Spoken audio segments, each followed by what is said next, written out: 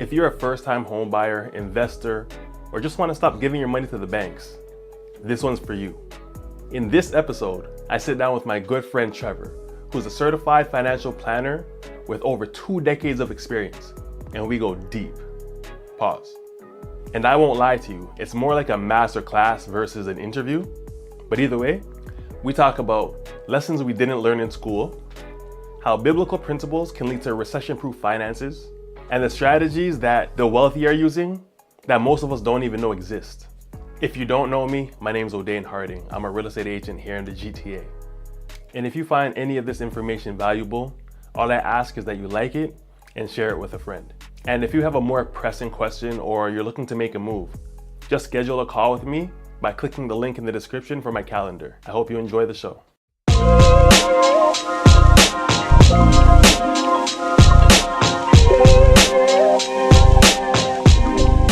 Trevor's a financial planner, and he's a lot more than that actually. You have a lot of letters after your name. Just three. Just three. A total of 9 letters, but 3 designations. So yeah, let us know who you are, what you do, Sure, thanks. and then we can get into those technical. So I'm a certified financial planner. I know I look young. I'm turning 41 this year. So I started when I was really young, when I was actually 17, 18. I did my co-op when I was 16. I wrote a licensing exam when I was 17, and I became a full-time independent advisor when I was 18. It was rough at the beginning because I looked young, and there's a lot to learn when you're a broker, and a lot of financial services is very broad, and they don't really teach us anything in school about money, so you're kind of starting from scratch. Right. Like they don't teach you how to acquire clients and that kind of thing. They kind of give you guidance on that, but more or less just learning the actual financial language and jargon. It's a little another language, right? Right. So I was young, I looked young, I compensated by getting knowledge, and I eventually outgrew a lot of the firms I was with. I actually started training their advisors and their principals. Nice. So I had to go and just look into the market and see who was out there. It's a pretty small industry, but I was able to find somebody to partner with that's like top 1% advisor in the world. Brought my business to a whole nother level. So besides being a certified a certified financial planner, I'm also a chartered life underwriter, so I specialize in advanced taxation between corporations and trusts. And I'm also a certified kingdom advisor, so I do incorporate biblical financial wisdom in my plans of practice. There's over 2,300 verses in the Bible about money and stewardship that nobody talks about, that can guide you. A lot of wealthy people use these principles already. You just may not realize it, right? Everything from should you leave an inheritance, debt, investing, to how to run an economy and how to run a recession-proof economy as well, right? Okay. I swear that's not even possible. It is possible when you have the system that King Solomon had. So King Solomon had a system of no interest, and if you lent money without interest, you had to forgive it on the 7th year. Okay. So you can imagine trying to borrow $1 million in that type of system. Things probably wouldn't be worth $1 million because you wouldn't have inflation.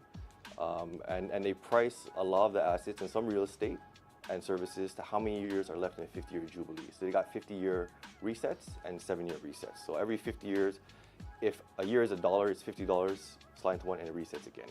So in that system, nobody's in perpetual debt. Nothing's worth more than it really is.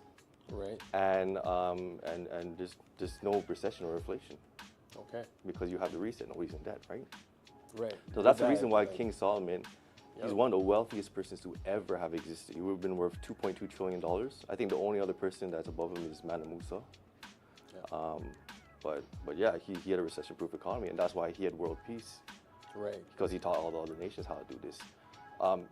Banking and all this usury and interest is quite fairly new, actually, in terms of like a global system. It was introduced by the Rockefellers, Rothschilds. He was a man who was a blacksmith. Rothschild means red shield, right? So, and they changed the name a couple of times. Okay. Well, he was a blacksmith, and he had like 5 sons. And he told the 5 sons, go create banks and lend money to all these countries. So they're the ones who actually funded both sides of the war. His 5 sons funded France, Britain, Germany, a couple other countries that were involved, right? Italy, right? Yeah. And as a result, a lot of these countries end up in debt to these private banking institutions. Okay. The Federal Reserve is a private banking institution. It's not really federal. It's like Fed Express. Like it's not. It's owned by someone else. It's just a name. Just a name. Yeah. Woodrow Wilson was a president who signed off on our monetary policy to that private bank. Right. And since then, they've been controlling not only our money supply, but also like how we run our country. Because they lend us money. The IMF lends, during COVID, the IMF lent hundreds of millions, billions of dollars to different countries. Right. As a result, they want a report of how you're running, and they give you, templates of how to run your economy and what to do with this money as well. Okay. Right. So when you have banking interest, you have debt. The rich get rich and the poor get poor. Solomon said the borrower is slave to the lender. If you owe somebody money, you're their slave, right? Yeah. In fact, in ancient Israel, if you owed somebody money and you couldn't pay it back, even though there was no interest in it, you could do something called indenture servitude, which is pretty much employment.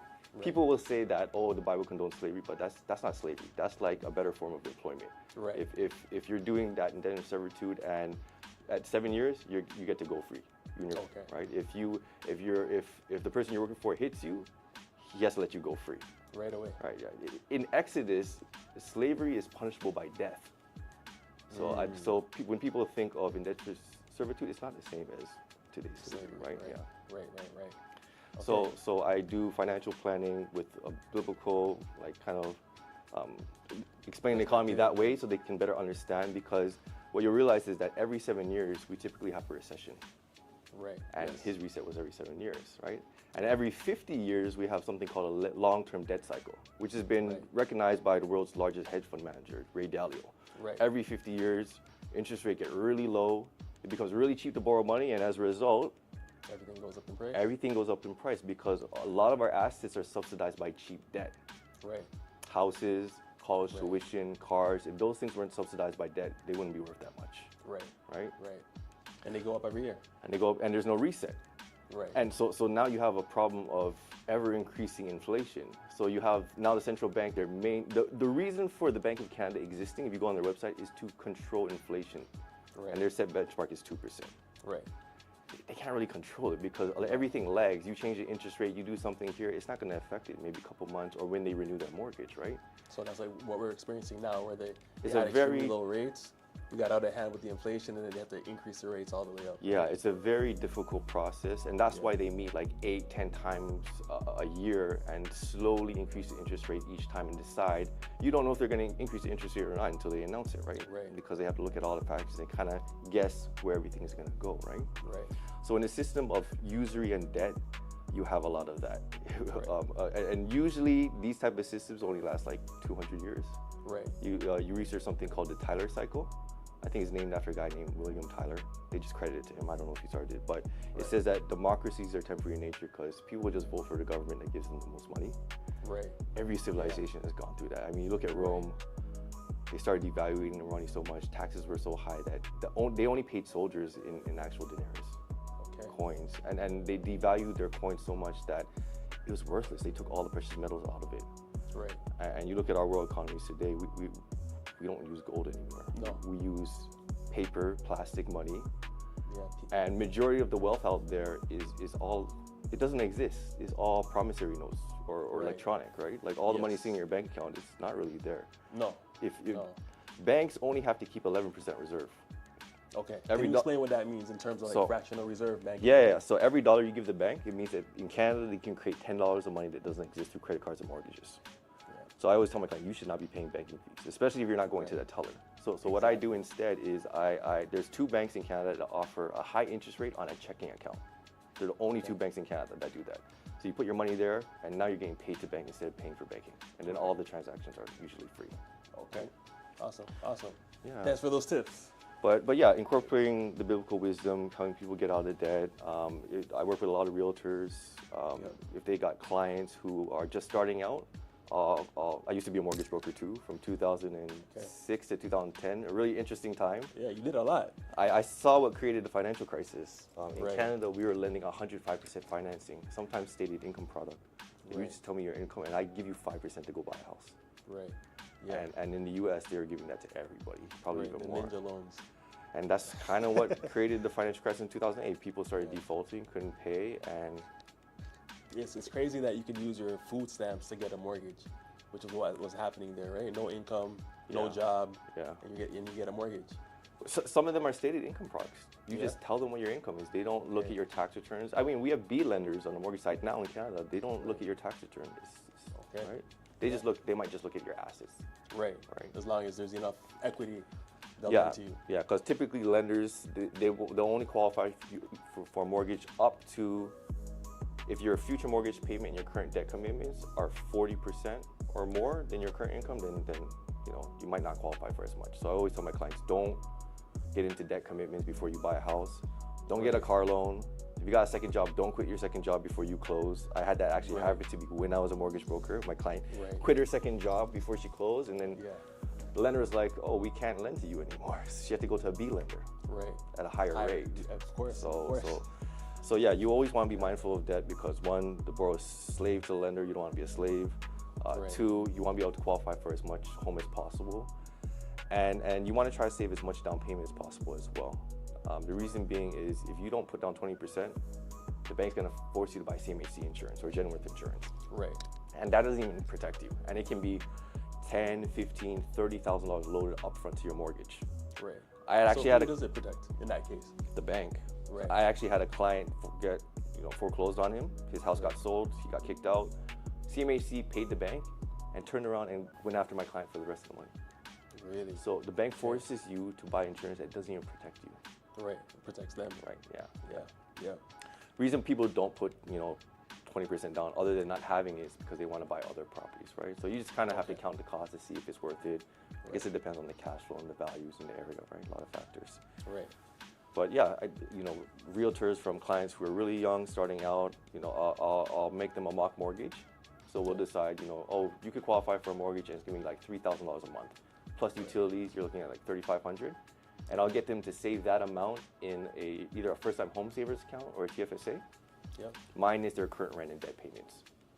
So that way it simulates like a future mortgage. They're not gonna be surprised by home ownership when they buy a place, and they'll be saving a larger down payment at the same time. Right. Yeah, I have some clients right now. They just bought, but they were doing this exercise where they're paying their rent, and then they're also saving on top of that what their mortgage payment would be. Correct. So they've been doing that for like 6 months. That's good. Yeah, that's even better. Yeah. They're the only people I know that have successfully done that. Yeah. So when they get their house, all that rent they're paying is going to be pure cash flow that they can use to invest and save for their future or invest in other properties or things, right? Yeah. So clients who are just young starting out, if they're first-time home buyers, I always recommend open up a first-time home savers account. If you can't maximize it, put at least $100 in there so the CRA knows that it's open, and then you can carry forward the 8K room every year. And you can deposit up to $40,000 per person for that. So a couple can $80,000 in there. It grows tax-free. You got 15 years to buy a house. If you don't buy a house, you can transfer it to your RSP. Or if you withdraw, it becomes taxable income. Because when you deposit into a first-time home service account, you get a tax deduction just like an RSP. Except you don't have to buy it back. You can just take the money out tax-free within 15 years to buy your first home, and then that's it. You don't have to buy it back. Where RSP home buyer loan, the government allows you to take a interest-free loan out, but you have to buy it back. I think they changed it to the 4th year, 1/15. You have to buy back at any institution, just buy RSPs anywhere. Otherwise, that 1/15 gets added to your income that year, which isn't a big deal. But you can do, I think you can do now 70,000 or 60,000 into a first-time home buyer's plan in an RSP. So I always encourage clients, if your employer is matching your group RSPs, like you put in $1, they put in $1, max it out because it's free money. As soon as the employer puts the money in there, it's vested as yours. You can take it out and use it as a first-time home buyer's plan. You can withdraw it. You can transfer it into your own RSP if you want. And then besides group RSP, I would tell my client, don't buy RSPs unless you really need to. Save your RSP room, because if you have little to no debt and you got a really good cash flow, some people may have heard of this. It does not work for everybody, so don't think it'll work for everybody. But I could give you an RSP loan, or you could take a home equity line. You could take a regular line of credit, put it into an RSP, and in 90 days you could use that RSP as a down payment. So you're using other people's money as a down payment, right? So some people have heard of this, but they've been marketing to everybody. It doesn't work for everybody because you got to be able to pay for that RSP loan. So 25 grand at prime rate +1 or something is probably going to be like, I don't know, $300 a month, something like that. On top of the mortgage payment. On top of the mortgage, right? So you got to be able to qualify for that and still qualify for the mortgage. So what I do is, the home's going to be like one of your largest purchases in your lifetime. you should consult somebody about it, right? Because there's tax implications if you own second properties. There's you have to fix it and renovate it. You've got to manage it. If you're going to rent it out, you got to live in it, right? So I mean, you should consult somebody. It's a large expense. So I always recommend clients talk to a certified financial planner. Yeah. My clients that I work with, if you're a referral from a realtor or an accounting firm that I work with, or one of the organizations, I don't charge for my financial planning. So I would try to find a service like that where they're not going to charge you arm and leg, because it is hard to find CFPs. There's not too many of us, and most of us, we do charge at least $100 per hour, right? So through my program, if you work with a team of professionals, you could probably get most of those services without having to pay. Because of the partnership that we have. Like for your clients, I would offer the same thing. I wouldn't charge them for any financial planning. So if they want to contact me, there's no obligation to do anything with me. I'll create a whole holistic financial plan that will encompass everything. I'll tell them how much they need to retire, tax planning, retirement planning, cash flow management. I'll talk to you later about how to pay off their mortgage sooner, insurance. Brother, I need that service myself. Debt, because I used to be a mortgage broker, I can help them fix their credit. I understand that. And just get them to the right path. And usually the financial plans are like 200-300 pages. And they're meant to last, like, guide you for your whole life. Right? So, and I don't have to charge for that. And mainly because I incorporate the biblical financial wisdom. As long as I expose somebody to that, I'm not going to charge. I view it as my ministry. I don't have a mortgage. I'm semi-retired. Like, I don't have to do this stuff. I don't have to make money. So I don't have to charge. Beautiful. So 41 years old, almost, and semi-retired. How does that feel? It's good. I work from home. I built a little office shit in my backyard that's separate, so my kids can yell as much as they want, and I don't have to worry about it. My clients can come over. I can hold a lot of people in the shed, in the office shed. It's pretty modern looking. I think you heard about this city saying we can build sixplexes now anywhere. Sixplexes anywhere. Anywhere. Or rooming houses. Any zoning. So I think that's going to change real estate if people start doing that. But if they also, improve their permit process and the cost, because the permit process is like twice the cost and twice the time opposed to like Hamilton. So developers are going elsewhere, right? But if they can, ease it up and make it easier for people to build alternative housing, I think that will help, change the market as well and make housing more affordable for people. I mean, that office shed that I have in my backyard, I built it. I bought it from a company called Summerwood out in Scarborough. They manufacture in-house there in Scarborough locally, so everything's Canadian built, and then they ship it all across the world. People buy them. So it's prefab. It's prefab. It's kind of like IKEA. They pre-cut it for you, and then you can assemble it yourself, or you can pay them to assemble it. They give you instructions and everything, just like IKEA. So I built mine. Me, my wife, and my brother-in-law built it together. I got it last 2024 in December. I built it by it was finished by February. I remember you sent me the pictures.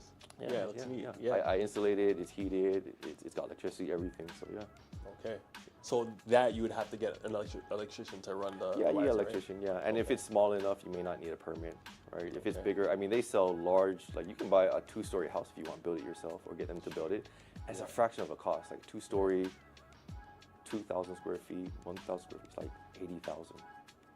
100,000, That's not bad at all. 200,000, like it's affordable if you can go through the permit process, and or even if you just buy land and build a house on it or a sixplex, it's gonna be way cheaper to build, right? You just gotta wait and have the financing set up for that, right?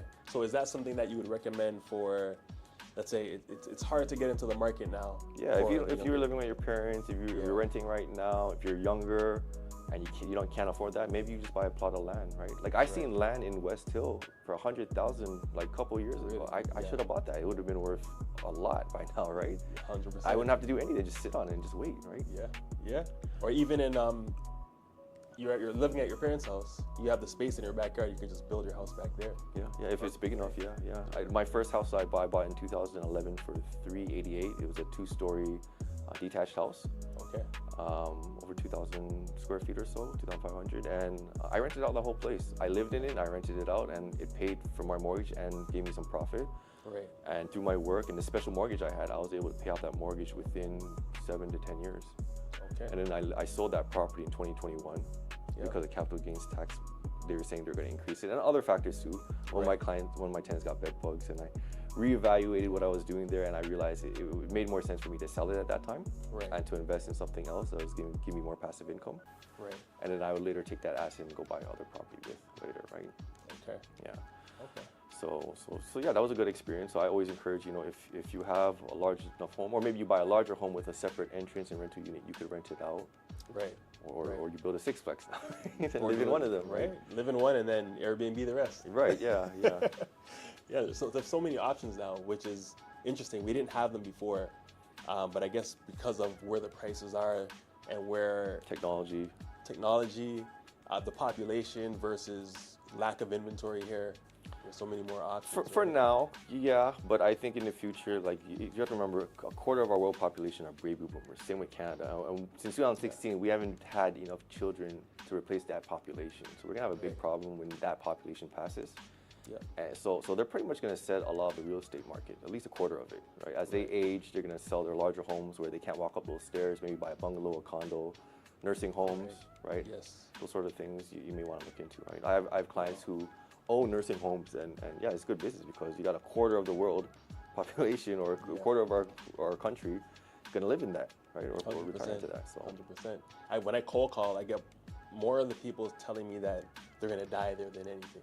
Like, yeah, I'm not going anywhere. I'm going to die here. They're taking me out in the box. Yeah. I'm like, okay. Which is fine. I mean, if you got a family to leave that to, or a spouse, or your family already lives in the house, then that makes sense, right? So let's talk about that. When you live in the place until you die. Yeah. And then you're, I guess, gifting your property to your kids or whoever it may be. I know many people are not set up in a way that is tax efficient for the person that's going to inherit the property. If it's their primary residence, it's tax efficient already. It's going to be tax free. The only thing they may pay is probate. So probate is a public process to validate the will and make it open to creditors to come apply if you owe them a duty of care, if you owe them some money, right? Right. So like matrimonial claims, I got one case right now like that. Creditors, stuff like that, right? But everything that flows through the will becomes public domain. Right. Once a will's been probated, it takes like 1-2 years to probate a will. So it's a long process and it's costly. It's 1.5% roughly in Ontario. Ontario has the highest probate in all of Canada. Of course it does. I think if you go to Alberta or somewhere, it's like a flat fee. It's like $500 right, for probate. So probate's not a problem in certain jurisdictions, but in Ontario, it's a problem. Yeah. So what you find is people trying to plan to avoid probate. So if you pass a house that's $1 million to your adult children through your will, it's going to get caught up in probate. Everyone's going to know about it. Yeah. And you're going to pay about $14,500 in probate fees to transfer that asset. So what parents will do is they'll say, I don't want to pay probate when I die. Let me put my child on title to this house. Right. Which could solve probate, but then you open up another can of worms where now your child's creditors or your child's ex-spouse or spouse could come after that house. Right. Right? Yes. And I've actually had cases like that. I had a client, a couple weeks ago or last month, I buried a client, 36-year-old, died from cancer, did 15 rounds of chemo, it was just fried his organs, right? Yeah. And then he got married. He got married when he had cancer, and she actually got pregnant. Okay. So he's passed away, and she's gonna have a baby like end of this year. Right. And her family is like telling her, hey, they owe you some money. So they've gotten a lawyer and already reached out to my client, the father of the survivor, saying, hey, give us, some money, otherwise we're gonna come after the properties, or we won't come after properties if you give us money, right? Right. The father actually opened up 2 properties, rental properties in the son's name, and 99% the son owns, and he owns 1%. Ooh. So that is the reason for doing that was I think he wanted to give his son a principal residence because he didn't own a home at that time. So when he sells that principal residence, then he could claim that and it wouldn't be taxable. Right. But by doing it that way, so there's 2 ways you can register a property with other tenants, with other owners. So you can do joint right of survivorship, meaning you both own it equally, and when one passes, it automatically flows to the other survivor. Right. And then, or you can set up with the lawyer, you can set up the title as joint tenants in common, meaning you own a certain percentage and I own a certain percentage. It could be whatever, it could be 99-1, like my case of my client, or 50-50 or whatever. Yeah. But when you pass, your percentage flows through your will according to your instructions. Right. And that gets caught up in probate. So if you name your child as joint owner on your property, it has to be joint right of survivorship in order to avoid probate. Otherwise, if you do tenants in common, it's probably going to still get caught up in probate. Right. Like my client, the father he went to the lawyer, and the lawyer's like, yeah, you have to probate the will to get the 99% transferred to you. And when you transfer that 99%, even though you didn't sell the property, it's a deemed disposition. You owe the tax on that property. Right. So what a lot of real estate investors don't realize is you're gonna have to pay a tax on all your second properties when the last spouse passes away, or when you sell that property. Right. A lot of people are not counting that. I mean, I'm guilty of that. I was a real estate investor. I bought my first property in 2011. I was just looking at the rental income. Right. The gross. Yes. I wasn't even looking at the net after I paid stuff. But even if you look at that, most people look at the net, but they don't look at the net after tax. Right. Right? Because every year you're declaring that income. You're supposed to be on your tax return. If you, side note, if you rent to a family member or somebody under fair market value, CRA does not want you claiming their rent, nor do they want you deducting expenses for that property. Right. Okay. So just side note. I guess that's because it's not benefiting them. It's not fair market value. It's not really a business. You're not really making profit off of it, right? So. Okay. Yeah. And then you don't get to declare the expense either, though. So it's kind of like a wash. I know with deemed dispositions, for myself, when I went from living in from having it as a rental property to living in it, it's not a deemed disposition, but when you do that, you should write a letter to CRA saying, hey, I changed the use of my property. I'm living in it now. It's no longer an investment property. Okay. So from that point forward, you can claim capital gains exemption on it. Right. Actually, you technically don't even have to live in a second property. Like if you got a cottage that you're not renting out 100% of the time and you stay there sometimes, CRA allows you to pick which property gets the capital gains exemption. So if you got a house, but your cottage that you only frequent twice a year during summer has a larger capital gain, you can opt for that capital gain exemption to be on your cottage instead of your principal residence. Okay. But you can only have one principal residence per couple per year, so you got to pick and choose. So if you pick the cottage those years, then the principal residence becomes, what you're living in becomes taxable those years, right? Right. Which could be okay if you keep that property for a long time. So let's say you got a cottage that has a larger capital gain. You say that that's your principal residence, you claim exemption, so you don't pay as much capital gains tax. Yep. And then, so that time that you were living in the other house, but you claim the cottage as principal residence, that'll be taxable. But if you live in that principal residence for longer, you would have lived there longer as principal residence than when it was taxable. So the tax liability should reduce a little bit, right? Okay. The only problem with tax liabilities is, I mean, I can tell you roughly what it is right now, but nobody can tell you exactly what it's going to be in the future. I can do an estimate. Right. And usually when I do an estimate for people, like if I show them if it doubles, they're like, I want to sell the place, right? Yeah, 100%. Because they're not prepared for that tax liability. Right. Because remember, you're not actually selling the property, it's triggered. Right. So for example, my grandfather was an accountant who moved to Alberta. Yeah. I don't know why. I think they had the cheapest tax rate. He bought a whole bunch of properties beside the University of Alberta. He rented out to student tenants, international students. Right. That's who I rented out to. Yeah. Actually, I have cousins who run Bryant College in Mississauga. Okay. All they do is rent out to international students. Right. It's good money. It's good money because they're used to paying high fees at student residence, and they're used to paying double tuition. Okay. So you save them on the rental income. They'll probably never be late on their rental payments. Right. Some of them pay up front for the whole year. They pay up front. Yeah. A lot of them have to have financial backing in order to come here, right? Right. So it makes a lot of sense. And usually they don't know anything about the city, so they're usually not going to throw a party at your house or do something to jeopardize their student visa, right? Right. So I rented out to a lot of international students from the Caribbean. They're really clean, paid on time, good. So I never had a problem with them. Okay. And then So my grandfather rented out a whole bunch of international students. He put condos, he put houses, he put apartment buildings into holding companies and corporations. I can talk to you about that later too. Okay. And then when he died in 2008 during a recession. And it triggered a large tax bill because he had all these properties that he bought in the early 1900s. I had to go help my dad remove wallpaper from these properties. Wallpaper from the 1900s is very difficult to remove. It's really hard. Yeah. Yeah. I'm not even doing that myself. I'm paying somebody to do it. Yeah. Good luck with that. You pay them a lot of money to do that. Yeah. It's all right. But yeah, we had to sell properties during a recession in order to pay that tax bill. Yeah. So if you don't have a way to pay that tax liability, your family's probably gonna have to sell all those properties. So if you want to leave property for the next generation that are not principal residences, you're gonna have to find a way to save that money. And then the cheapest way to pay for that is life insurance. We covered a lot already, but trust me, that's just the beginning. In part 2, Trevor gets into exact strategies to protect your family's wealth, how to avoid huge probate fees, and how to structure your properties the right way. So if you're planning to leave something behind for your kids or build wealth that lasts, you need to catch the second half of this masterclass. Hit that subscribe button and jump into part 2 now.